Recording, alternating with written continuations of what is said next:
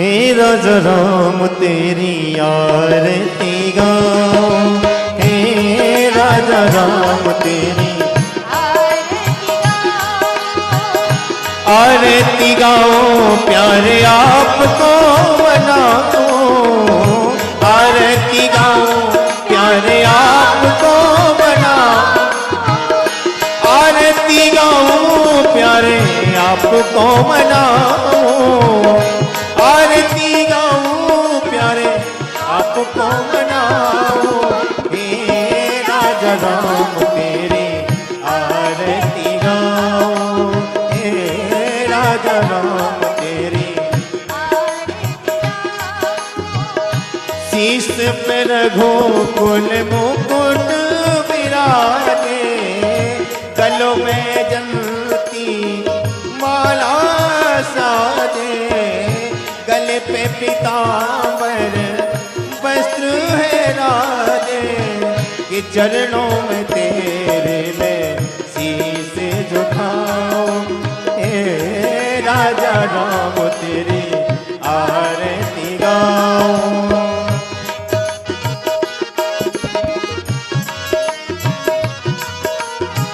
हो पाहे सुशोभित है जग जननी, चरण निछापत है सुत अंजनी, चरण निछापत है सुत अंजनी, कि मैं भी सियावर तेरा दास गाऊं, हे राजा राम तेरी आरती गाऊं। लखन लाल जी संग विराजे, लखन लाल जी विराजे दाए, भरत शत्रुघ्न तेरे गुण गाए, भरत शत्रुघ्न तेरे गुण गाए, मैं बलिहारी तिहारी जाऊं, हे राजा राम तेरी। श्रीमद् भागवत स्वयं भगवान के मुख से निस्तुत ग्रंथ गाया गया। श्रीमद् भागवत पंचम वेद बताया गया, चारों वेदों का सार मिला करके पंचम वेद। श्रीमद् भागवत रस सिंधु है, जितनी सुनी जाए उतनी कथा कम है। श्रीमद् भागवत ज्ञान वैराग्य और भक्ति का समुच्चय ग्रंथ है।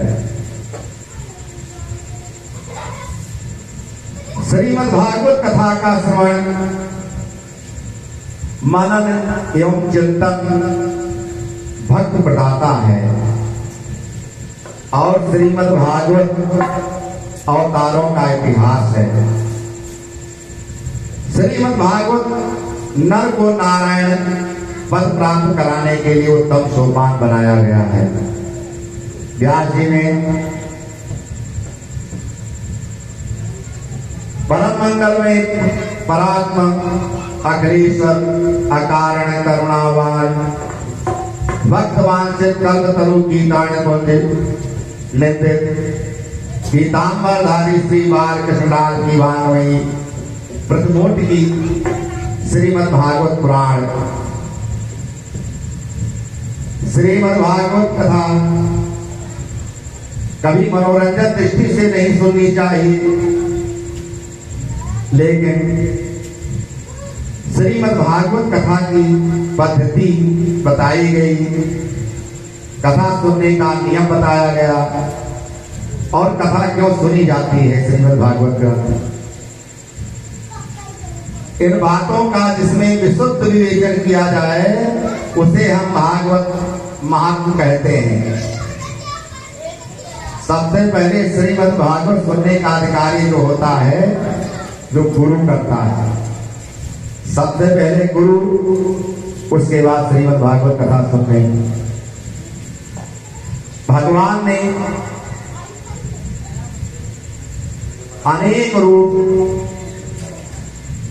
हर युगों में भगवान ने अनेक अनेक रूप बना करके भक्तों को दर्शन दिया। श्रीमद् भागवत साप्ताहिक कथा